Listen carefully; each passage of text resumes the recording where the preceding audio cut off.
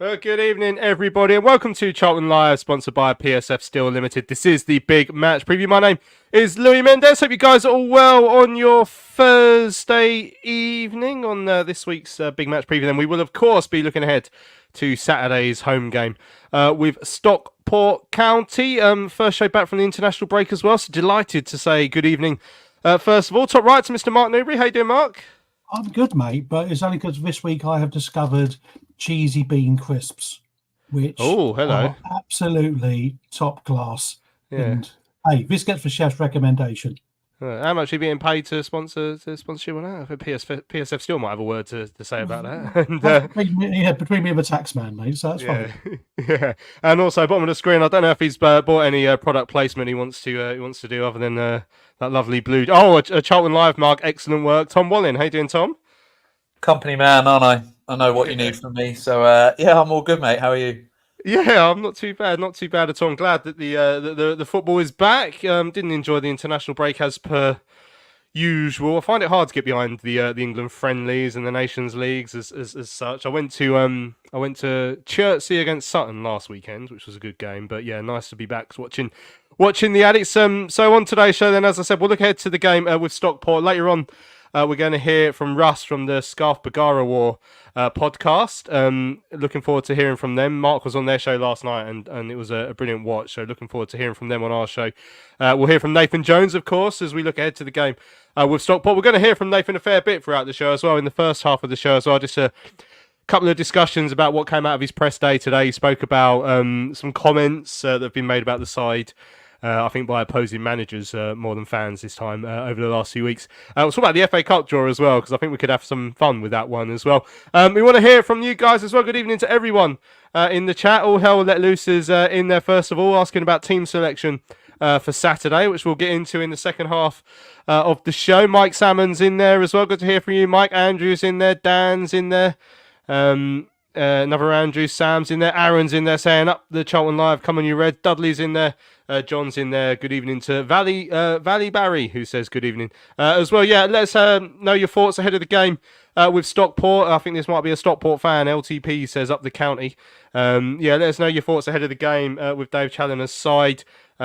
Who you'd like to see replace Connor Coventry in midfield, which is a good question by All Hell Let Loose there. Obviously, Connor's suspended on Saturday. Yeah, and your thoughts on what we're about to hear from the Addicks boss as well, Nathan Jones. So before I bring in the other two properly, let's hear what Nathan had to say today. So after the Birmingham game a couple of weeks ago, and I thought I don't really want to rake over the coals of that particular game, which was a fantastic performance from us, but it has been a discussion, I think, not just amongst opposition managers, but sometimes amongst our own fans as well, just trying to work out what the best playing style is for us.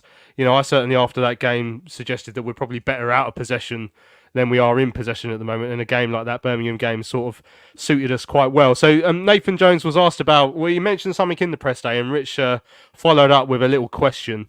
Let's have a listen to what Nathan Jones had to say earlier on today. You said at the start about contrary to what people say about being set up to stop the opposition. Is that more opposition managers that are saying that? Because it definitely seems to have been something that's been mentioned maybe post-match by opposition managers, particularly at the Valley in recent times. What I don't tend to listen to other interviews because they can sometimes cloud your thinking in terms of stuff. But all I'm concerned about is making sure my team is in the best position to win a football game. Now, Birmingham, for example, are the most fluent League One side. They are fluent, they are fantastic in terms of the way they play, they're well coached, they are excellent in possession. So if you are sloppy and you come out and say, okay, we'll take you on in a footballing game and just, what you're good at, we'll try to be good at as well, then invariably they will win the game. If you say, look, we have these strengths and we're going to impose those strengths on you, now what are you going to do? That's basically what we do.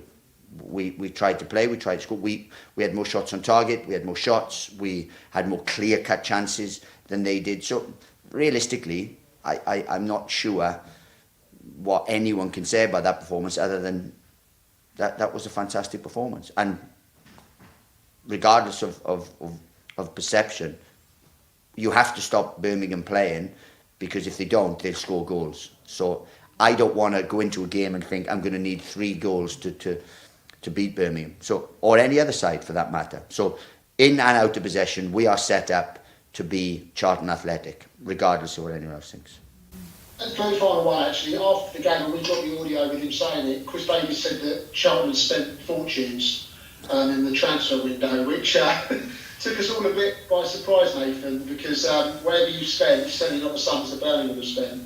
No, I look, there aren't many championship clubs who have spent what they've spent. Look, I don't know what he classes for. Look, he might think what we have spent. We have spent more than a lot of League One sides, but I wouldn't quite call them fortunes. You know, we've been very thrifty in the transfer market, and I don't like commenting on others. Birmingham spent fortunes, but that's not. If they can do that, then no problem. There's no problem with that from my point of view. But I'm not sure but I don't want to get into an argument about how much we spent. We've known how much we spent, and we can't spend fortunes because there's restrictions on the club, and we have financial fair play and all those things. So we can only spend what we can spend. Have we spent money on players? Absolutely. Is it fortunes? Compared to a lot of sides, it's healthy.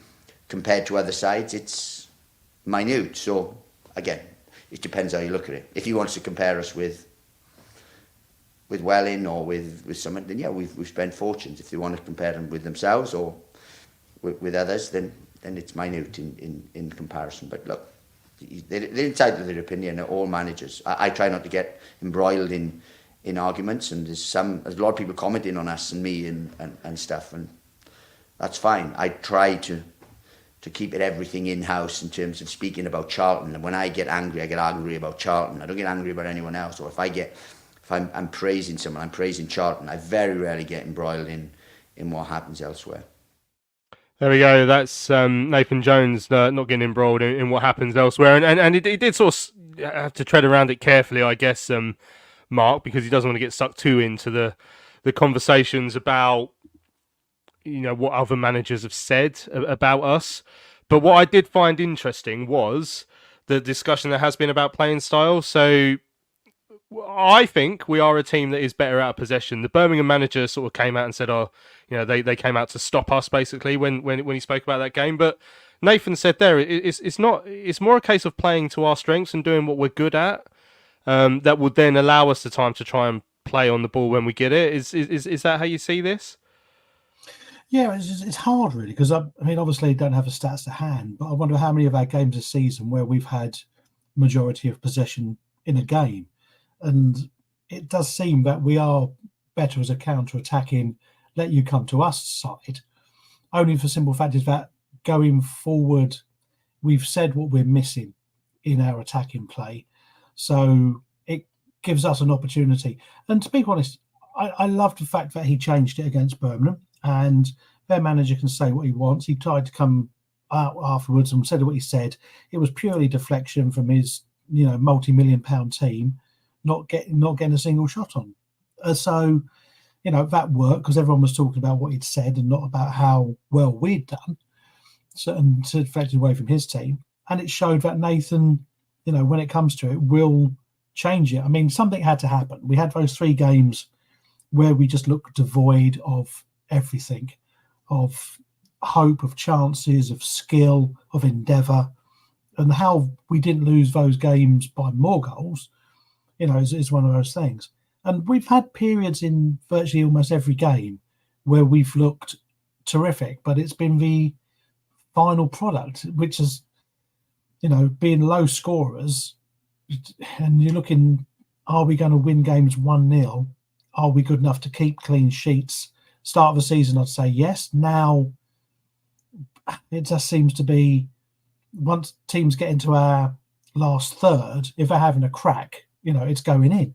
So, if he's can identify what's wrong and tweak it, because do I think it needs a major overhaul? No, we're not. We're not third from bottom, so it doesn't need a major overhaul. It needs to solidify what we've got. And unfortunately with Coventry, and I think he's going to be a big miss because I think he'd really grown into the role, even in the bad games. He'd grown into that role and was looking good. So, but with that, I think it'll just be a straight swap for Berry. But then you just wonder, is he going to revert back without Coventry? Is he going to go back to a 5 and allow them to come to us? And I think that's dangerous because Stockport have been scoring freely and very attacking as well. And I don't think we're thinking we're going to catch them on the break all the time. That might bite us a bit much if we get caught back. But I'm glad he changed it for Birmingham. It shows there are other ideas in his head. And you don't know, he's got a coaching staff around him. Hopefully he's utilising other people's opinions and ideas, because if it's just one manager saying, right, this is how we're going to do it, it's not good. You've got to sit there with your coaching team and say, right, let's analyse it. 4 or 5 of us sit and watch a game and analyse it. What are we going to change? What can we change? He's always saying, oh no, we do what we do well, but you've still got to keep one eye on the oppo and see what they do well. And like we did against Birmingham, nullify it, and it works. Yeah, all hell let loose, pointing out the big dog is still doing these on Zoom. Paul's asking why he does it on Zoom. The slight issue we have, Paul, is that he does cheat on us with other clubs and he can't be in more than one place at once. So he does his Thursday afternoon roundup is going round South London virtually via Zooms. And Michael points out he lives in an ivory tower. And he doesn't resent him for it. He has that aura. He certainly does Richard Corley, and he rings me up to remind me quite often, actually. The way we beat Birmingham, Tom, I thought the way we were really in their face with that pressing and stuff, that like I said at the time on the Sunday, it was almost like a throwback to the game against Bolton, where a side was really trying to control possession and play against us, which just absolutely plays into our hands. Now, I don't know enough about this Stockport side to see if they're going to try and do that on Saturday. I mean, I got an inkling watching the pod last night that they probably don't do that as much, based on what I saw, like as much possession sort of stuff. So we do have to find a way a different way of playing to make us a bit more successful in possession. I think it's fair to say we still haven't nailed that yet. I think we've got the one way of playing that's brilliant, and there's still another way that we're still trying to see perfected. And Nathan probably still has to try and find that right balance. And that is part of what he's been saying about playing to our strengths as well. Yeah, and I think our tailor-made strengths are exactly what Mark has been saying, that defensive solidity and building from that and then getting goals on the counter or however you get them, but largely basing that on clean sheets. And I don't think there's anything wrong with that in the main. But as you say, when we come up against sides that and maybe Stockport isn't the example, as you say, I don't know enough about them, and we'll find out more in a bit. But when we come up against any side that sit back or play differently or don't like the ball either, we have to find a way to beat those sides as well. And I saw it in the chat. I think somebody had put it on earlier, and I said the same on the show after the Birmingham game. That intensity and that level of performance now has to be the benchmark, and we have to match that. That doesn't mean that style is going to be the same all the time. We have to be able to flex that style, because I think our natural game lends itself to kind of being attacked and having a team like Birmingham that come at us. So if that's our natural style, that means we have to try and flex. And we've seen attempts at that. We obviously, the biggest example being the Bristol game away, where he made those changes and in the hope that we would do something different, and it obviously collapsed, and he held his hands up for that. But having said that, and I know it's easy when you're 3-0 down, but having said that, we did show towards the end of that game that we can go at a team and we can attack them and we can get goals, albeit we were 3-0 down and the game was already gone. So we've clearly got it in us. It is there, and with the players and the quality that we've got in that side, it should be with us. Like, those players are good players for this level. So yeah, we should be able to do that. It's just not quite clicked yet. And I think that's the challenge. As I say, it may or may not be the challenge we need for a Stockport side, but there are plenty of teams in this league that are going to come up against Charlton and see it as a tough game, and plenty of teams that we are going to look at as a club. And I'm not talking fans or necessarily even players and managers, but as a club, when Charlton Athletic comes up against some of these teams, it feels like a mismatch still. And the reality is it isn't. I said after that Sunday after Birmingham, Charlton Birmingham felt like a championship match. They're not all going to feel like that. Going away to Bristol Rovers doesn't. you've still got to put the same intensity and you've still got to match their level. You can't take those games for granted. And we haven't quite figured that out yet. But having said that, we haven't figured it out, and we're 8th in the league. So it could be a lot worse. I still think we've had a good start. But again, going back to what I said 2 weeks ago, this has to be the benchmark. This has to be the standard. And we have to put that in week out. And if we do, more often than not, we're going to be on the right side of a result. And all hell let loose. Quite rightly saying, we're going to be able to play with that sort of level of intensity like we did against Birmingham 3 times in 8 days. But I mean, both Live Life to the Full and Mike Salmon are saying that if we play with that intensity, then we'll win with hopefully lots of goals. I mean, Alex pointing out quite wisely about Louis Barry's got a bit of a ping on him, so that being our favoured way of conceding a goal at the moment will be one that Nathan, I'm sure, will be looking to keep an eye on. Dan talking about Davies sort of probably deflecting, which is right, talking about tactics. But I still think it's a good question to sort of say, like, even if we weren't quite doing it the way that Davies said, just which way is best for us and setting us up to win different types of games is obviously something that Nathan's spoken about today as well, which was quite interesting. George says we absolutely need to be winning these kind of games at home if we're serious about going up. It's easy to forget. I think Stockport are ahead of us in the division at the moment, and even though they've just come up from the league below, they have started really well.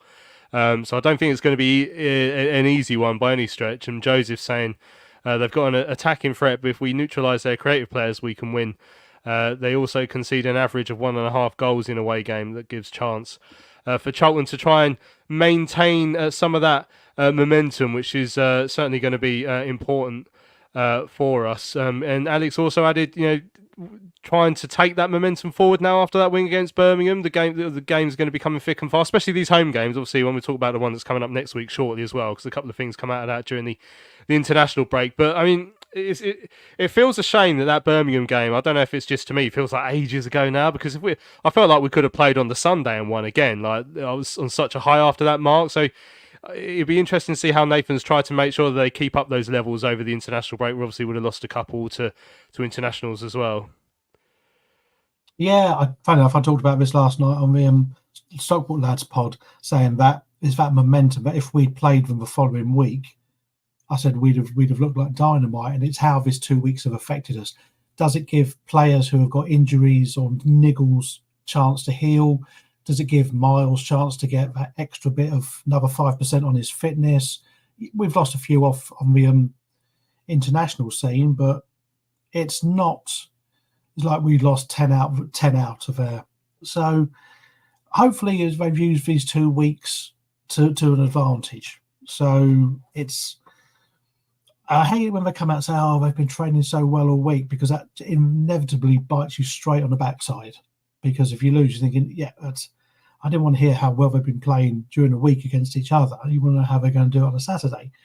But you're right, it is momentum, and it's a huge thing in football, because you have to stop it if you're losing, which we did. And then once you start winning, at the start of a season, you want to keep it going for as long as possible. And it benefits you in so many ways. So this is kind of like stop-start. But, remember, they didn't have a game. They didn't play last Saturday. So, it's in the same boat. It's hard to say how it's going to affect us overall, apart from giving us more time to get players who... Because you've got to think, Josh Edwards has literally just come back in after being out for quite a while, injured. So maybe having 2 weeks for him might be what his body needs, because he's just had a couple of intense games. And Ramsey, who's been running like non-stop for every game, maybe this 2 weeks, I don't know if he's given him an extra time off or whatever, but it won't have been these kind of high intensity sessions. It would have been a case of like, this is what we practice, this is what we're doing. It's not, let's not go crazy, let's not pick up stupid injuries in a practice game. So it's hard to say how it's going to, but I say it's the same for both teams, so we don't really have any grumble. Yeah, certainly. Luke said, did Mark go shirtless on the Stockport pod as well? Would have been a great intimidation tactic Saturday. Well, I will show you the text he sent me before the show asking if he should go shirtless. So he certainly thought about it. He said, shirtless or not? I said it's dealer's choice, and he decided to wear a shirt, which meant they could stay on air, I guess. There was one other thing that came up, Julie. I'm just curious for the views of people in the chat. It's not something that massively affects me. or I care about particularly, but it seemed to spark a bit of debate online. So there has been a lot of attention on next Saturday's game ahead of today's game, to the extent that it was very funny on the Stockport pod last night. They even have a Wrexham siren that goes off every time someone mentions Wrexham, comes up on the screen. So if we had one, it'd be going off right now. But there has been a lot of focus on the game a week on Saturday. I mean, all hell let loose was asking why so many tickets sold. I mean, we know why so many tickets sold, but one thing that people seem to be quite excited about, or not excited about, depending on your view, is the fact that there's an even more famous YouTuber than Tom Wallin out there, apparently, called Mark Goldbridge, who's going to be doing a live watch along. So I can see Mark shaking his head. Tom, is this a great way to get more eyeballs on Charlton and connect with the younger fan base like we try to do? Or is it something that you're not a fan of? I don't watch his stuff personally. I've seen the odd clip, and he seems like he's like a David Brent character. But the thing that confuses me is like the thing that are funny about his clips is when he's slagging off Man United, and I can't imagine that he's going to do that to us because presumably someone we know is paying him to be there and talk about us. So it'd be a bit weird. But I mean, what's your views on that? My views on him, I don't know if I'm allowed to say on here, really. But I personally don't like his content, and I don't really see why anybody would bother watching it.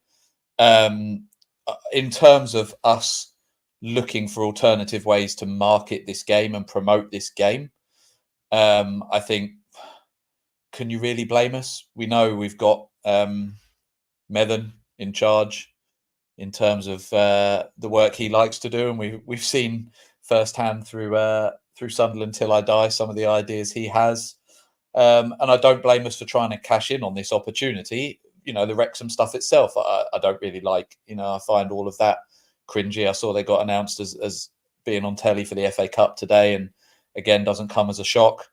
But as the opposition, you've got to try and cash in on that, and you've got to try and find the people that don't like it and channel that, right? It's the same against Birmingham. Everybody was channeled into the fact that they'd spent millions, and therefore if we beat them, it was a coup.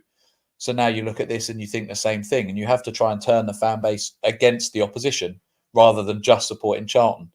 So I understand the club trying to do what they do to market it. As I say, with him, who knows? I'm not going to watch it. I'm not going to listen to it. I'll be at the game. There's probably people far younger than me who think he's brilliant and hysterical. I think they need their heads checking, but if they enjoy it, then fair play to them.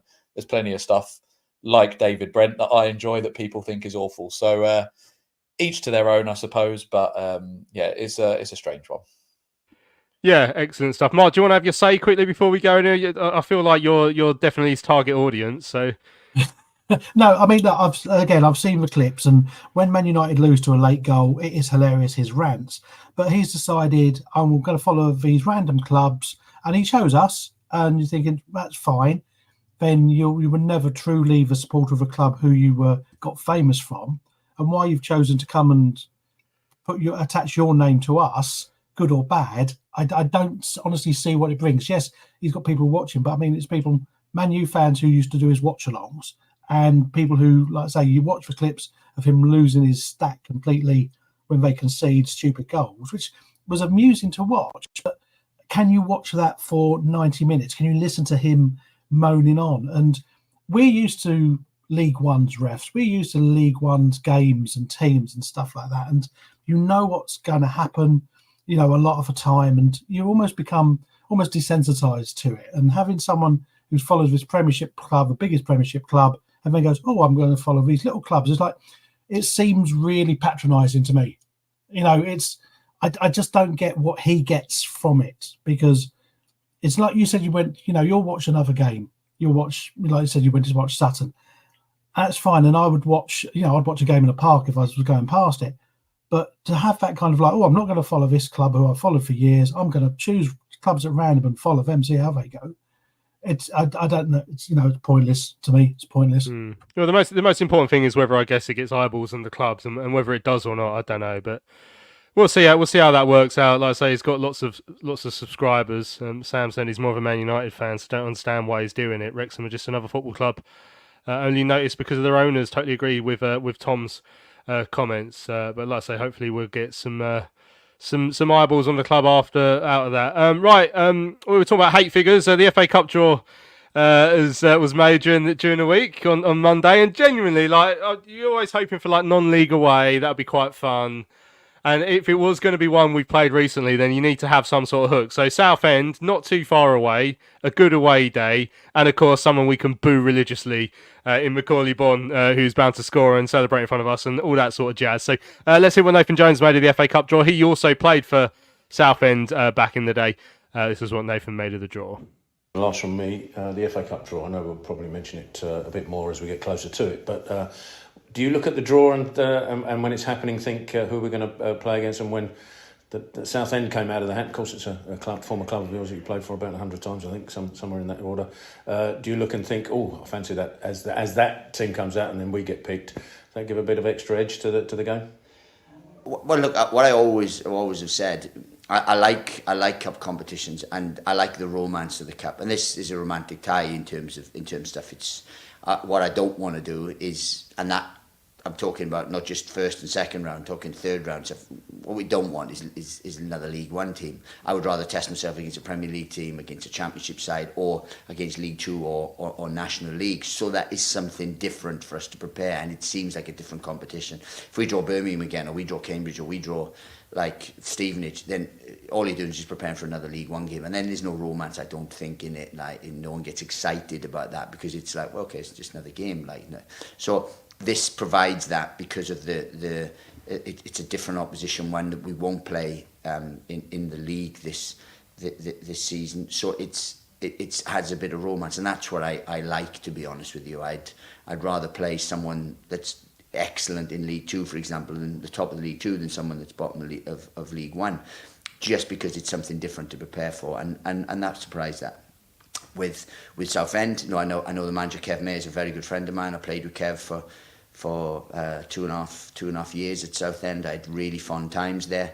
I don't know how fondly the fans remember it, but you'd have to ask them. But look, I had a real good spell there and enjoyed my time living there. So it's a tie that I'm looking forward to. And from a Southend point of view, of course, they've had their financial difficulties and difficulties on the pitch as well.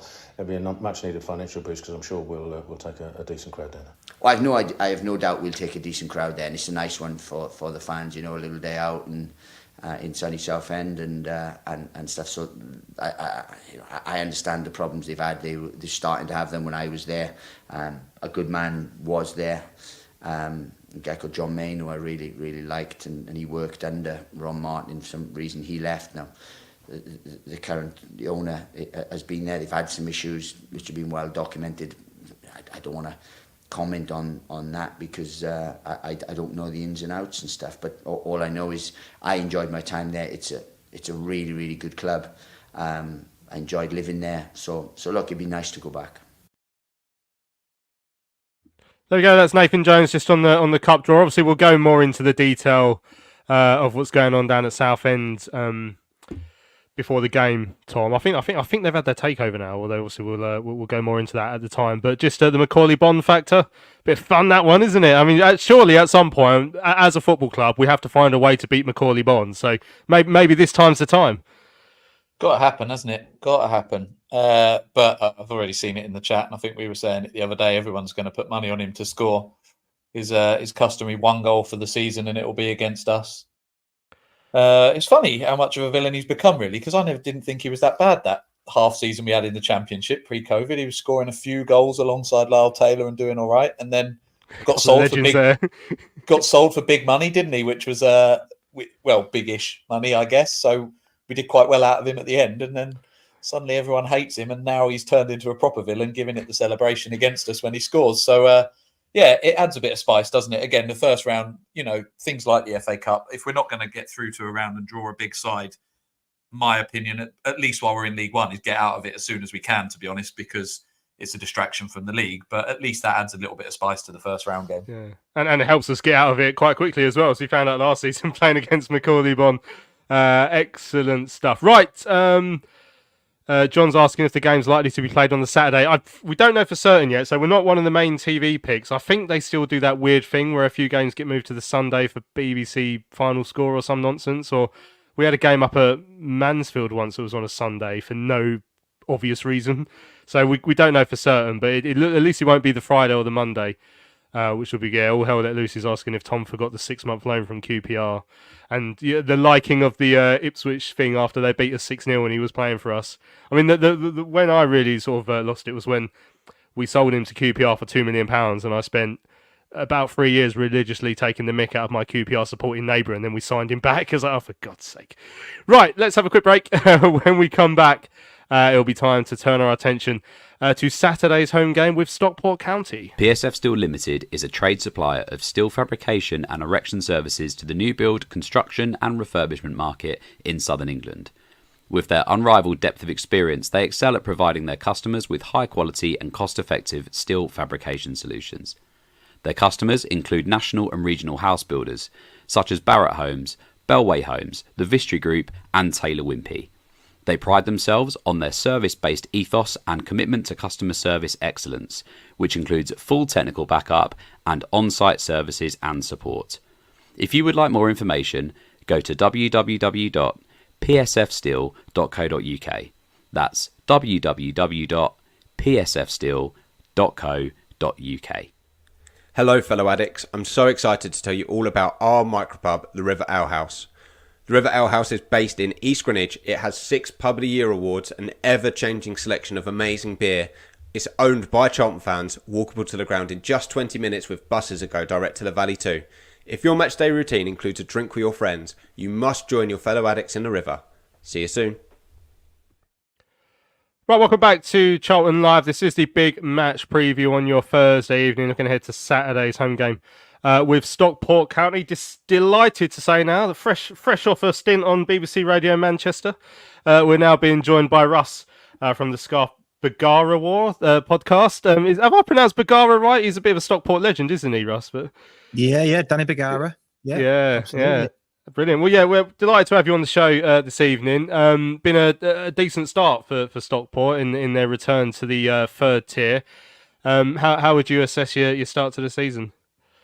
Yeah, I think the word decent's probably about right. Yeah, we were probably, I mean, pre-season sort of objectives really for me personally was just being the top half. So to be top of the league after 3 games, I think it was maybe 4 actually, and to be 6th now with a game in hand and a lot of teams around us, including yourselves. Yeah, sort of pretty decent start. Yeah, happy to be mixing it with you, with the likes of you guys. Hey Russ, long time no see. Hello, yeah, mate. Yeah, I was kind enough last night to tell you about our weaknesses. Where do you think? Well, I know Stockport have a pretty strong attacking side. Where would you say the weakness lies in your side, which makes you sometimes sort of like not flinch, but you go, "Oh, that's not great." Yeah, it's to be honest, it's probably down the left-hand side, or our left-hand side, your right-hand side.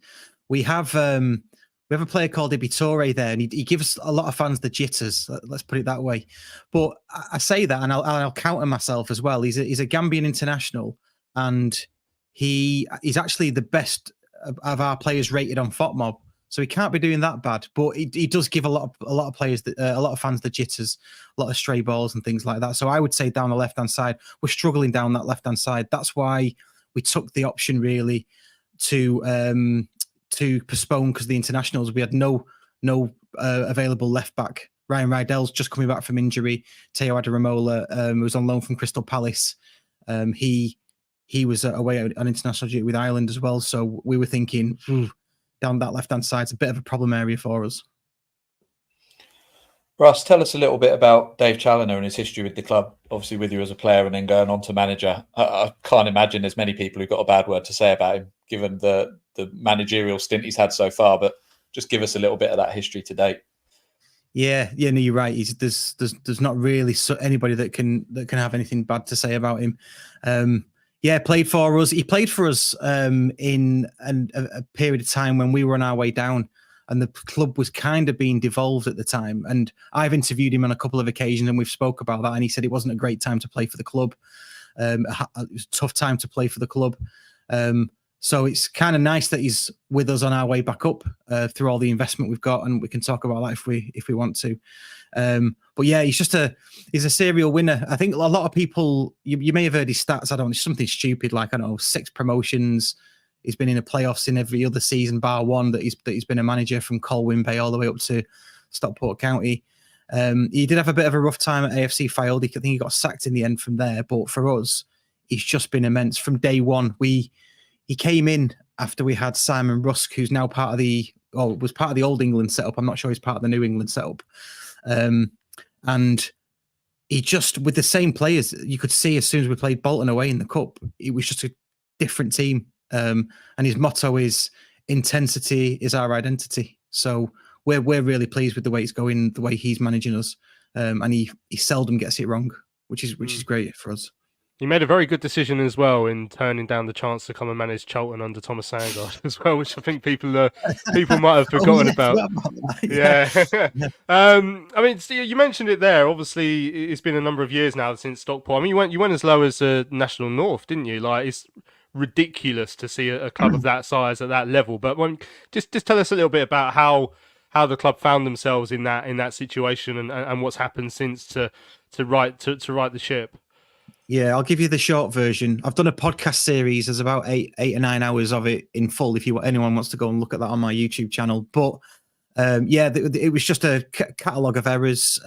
First started with being owned by a rugby club. That was sort of like the first crack, if you like.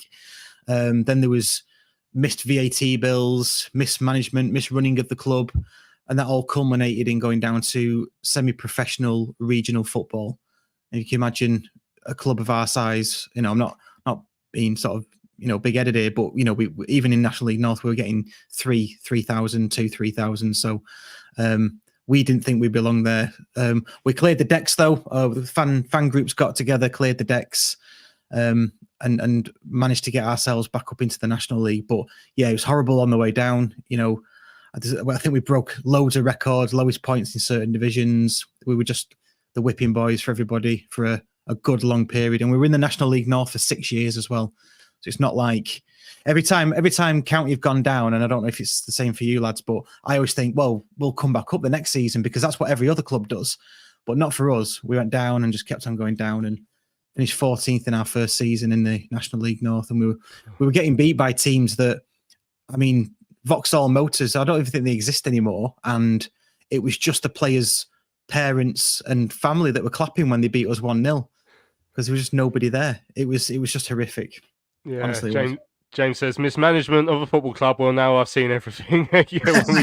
we had our fair share of that, but we never quite ended up playing like the Ford Dagenham factory or something like that. But there you go. Right, a few questions that come in. A couple of people asking how Lewis Fiorini's been getting on. I mean, he had this amazing free kick away at Wycombe last season where he hit the crossbar.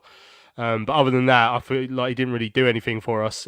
So how's he been getting on?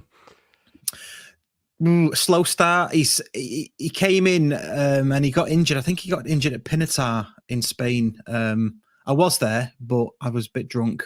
So I think he did get injured there. So he's only just coming into the team now.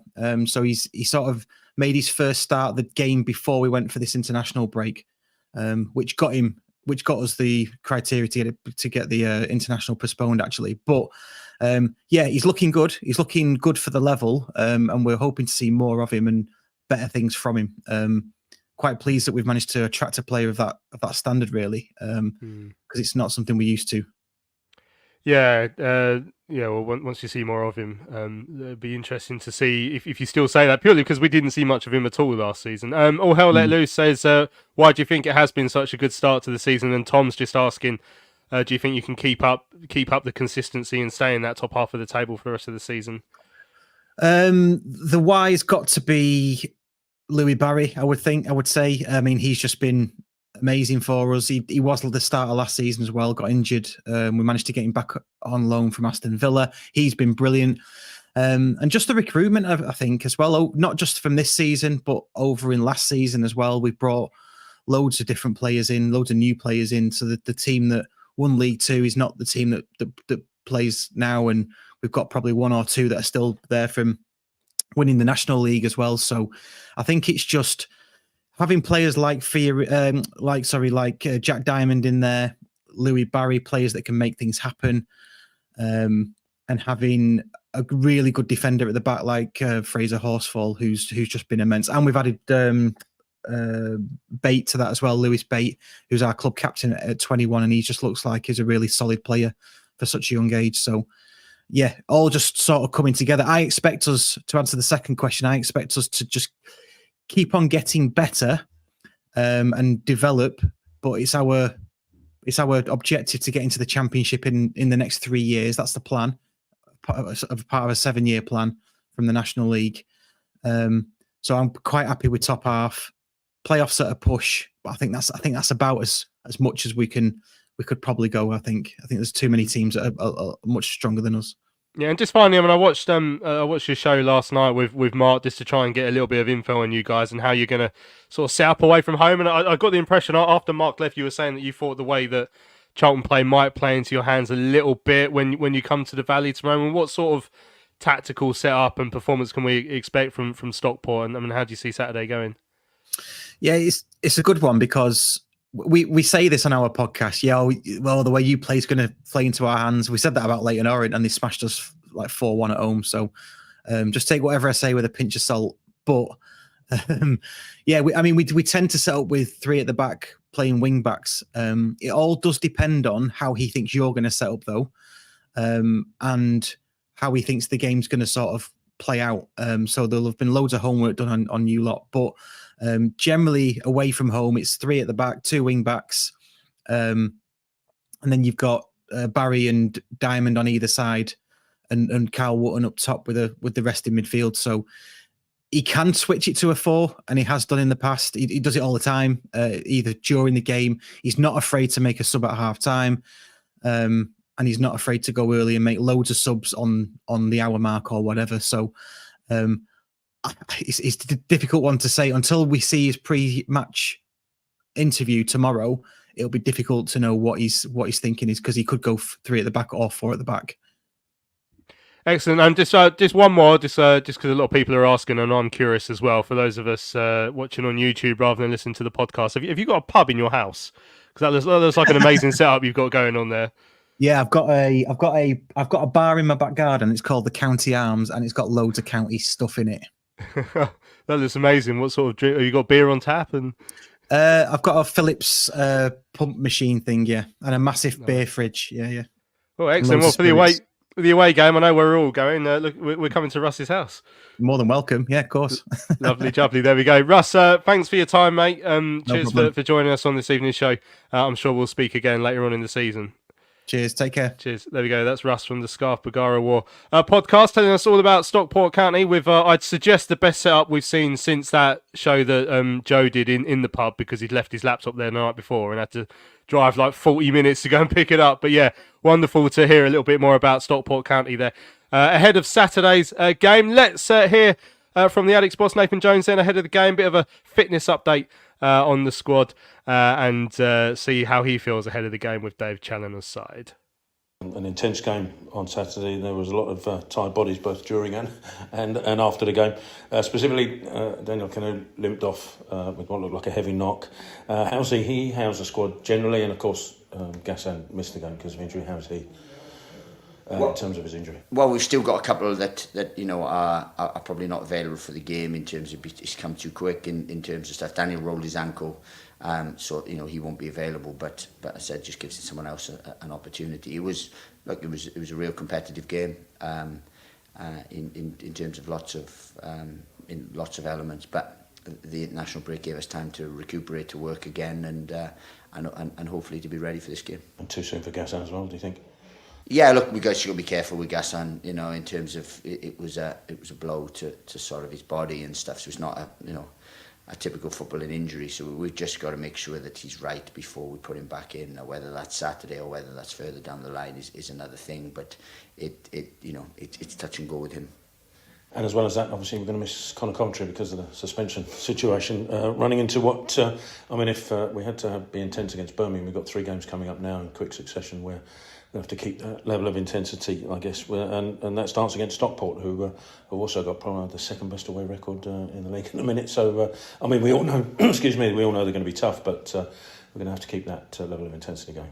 Yeah, you are. Look, there's no easy games. There's no games where you think, well, I've got to win now, we've got to win. They're all really, really different games, you know. So we relish the challenge. We know that there's some good sides in this league, but we believe that we're one of them. So we have to prove that. What's your assessment of Stockport? Where are their strengths, do you think? Stockport have been on the rise for a while. You know, I know Dave, he's done an excellent job there. They'll be well coached, well drilled, energetic. They'll be a real tough test, and we know that. So yeah, the toughest and sternest of tests. As I said, any team that comes up, and they won the league, so you know they finished above the likes of Wrexham and Mansfield, who are doing well in the division also. So it shows that they're a very, very good side. They've strengthened, and as I said, they've got a clear way of playing. A manager who's proving to be successful year in, year out. So it'll be a tough game. There we go. That's Nathan Jones. They're going to head then to Saturday's home game with Stockport County at the Valley. Looking forward to this one. Sam in the chat asked me when the last time we played Stockport was. So obviously we had them in the FA Cup a couple of years ago where we drew 2-2 at home and 3-1 defeat away. That was the 2-2 would have been under Garner, and then he was sacked by the time we went up there. But the last time we were in the same division of them was the 2009-2010 season. So we won 2-1 away and 2-0 at home. I remember that 2-0 home game. Like, I'm fairly confident we were 2-0 up after about 8 minutes, and then produced one of the worst performances you've ever seen. You've never seen a 2-0 victory be so like coldly received by the supporters, like to the extent that people were getting ready to boo us winning 2-0. Like, we played really badly against the Stockport team who went down with about 12 points or something ridiculous that season. Like, yeah, it was strange memories of games against Stockport. But yeah, all right, so the big questions, Mark. I mean, the very, very first comment we had this evening in the show is the obvious one, is who's going to replace Connor Coventry in that midfield. So there's a larger question with that as to how we're going to set up. It was a box midfield last time against Birmingham. Obviously, we've seen the 3-5-2 at other stages so far this season. So I guess it's two questions there, really, as to how we set up and who is the man to replace Connor Coventry in that midfield. Well, I think Berry comes in as a no-brainer for Coventry. Slightly, obviously, a different player to him, but more likely to have a shot from outside the area. And how do we set up? I'd like us to go 4 at the back, only because if they're going to be using wing backs, if we overload midfield a bit and even go 4-5-1, which is strange for a home game, because I'd always be banging on for years about playing a 4-4-2 and no one ever listens to me. But it's obviously with no Gas and no Carnu, we know Chucks can't start. Is Miles, after a couple of weeks, he's only just come in, he had some minutes. Is he ready to start a game? Or would they look at that as a management thing and start with TC up front with Godden and then say, right, Miles and Chucks to come on if we need? I think he's going to bring Terry Taylor straight back in, parachute him into midfield. I don't. For whatever reason Nathan's got, I don't think he rates him. So even though he did really well against Cambridge in the cup game, it's tough. Possibly, Reg comes in almost maybe for midfield because he can play in midfield as well. I'd rather not go Eden into midfield. I think he just looks a bit out of place there. So you've got to go with what you've got. So Doherty, Karoy and Berry as a midfield 3. I can't see anyone else coming in and pushing those 3 out of the way, even though Karoy's had, flights over the last couple of weeks. He's a young lad. He should be getting off that plane with his boots on, ready to play. So, it's difficult. And like I say, their midfield guy, everyone's talking about, can ping him in. So that's my only concern. But is that, that's a team thing. That's a team defending thing. You've got to cut that space in the centre. I'd said this to us on our group chat, that when you watch for highlights of a lot of league games this season, there have been a lot of games, not involving us, where people have banged them in. from 35 yards out. And whether it's because teams are just setting up differently and sitting a lot deeper now, leaving that space for opposition, that's the thing we've got to do. And we've got to defend as a team. And that's the thing. You've got to keep on it. And the intensity, like we talked about with Birmingham, can we replicate that? We know we've got the standard to do it. It's whether we can replicate it on Saturday. Stockport's going to be a different proposition. And I was talking last night with guys. I said I felt they were a bit maligned because they won the league last season, but everyone's just blowing smoke up Wrexham's bum. Everyone, oh yeah, Wrexham, and it's like it's ridiculous. I said they didn't get the credit they deserved last season, and obviously, the word of the week, momentum.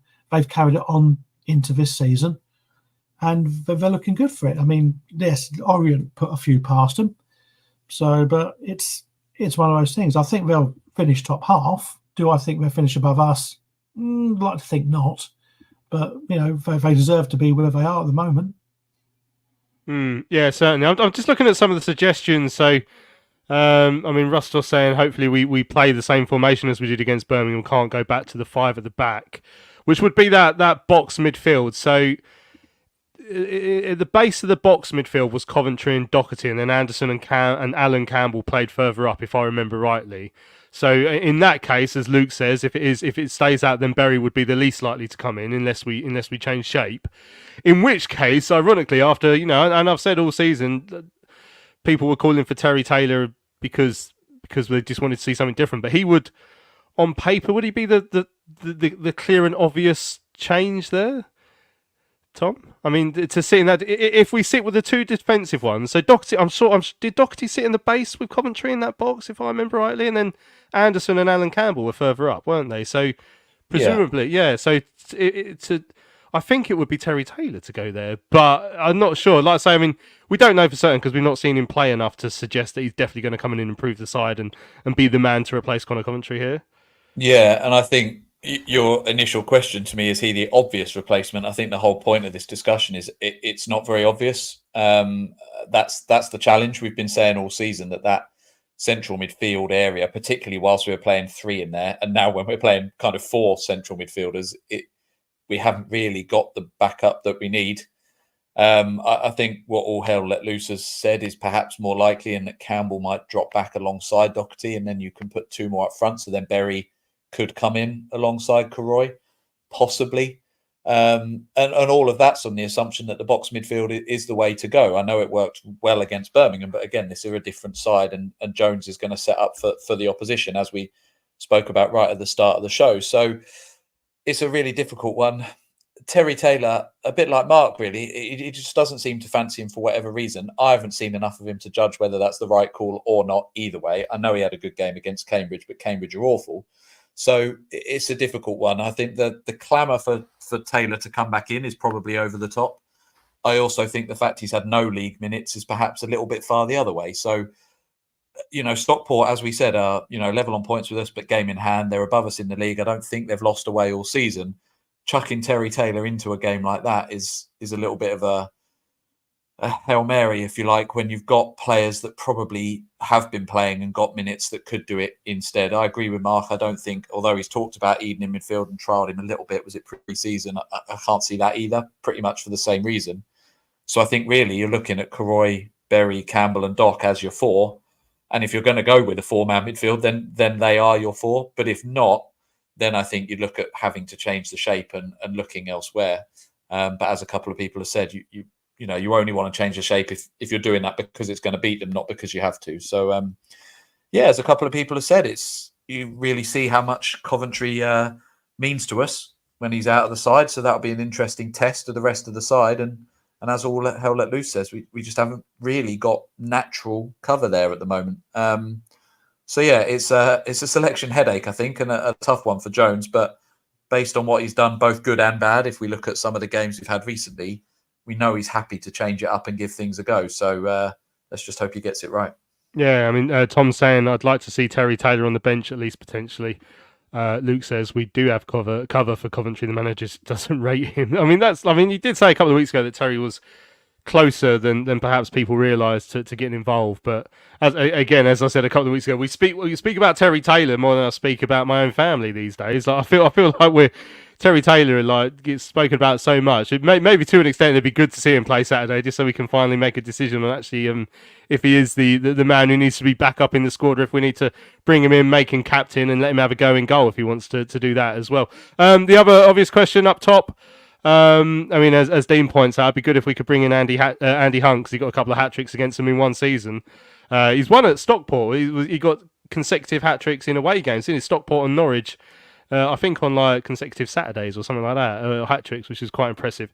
But yeah, who's going to play up front then, alongside presumably Matty Gordon? So Canu's out. So Tom's saying maybe Matty and TC, unless Miles is ready. We don't know for certain if Miles is ready.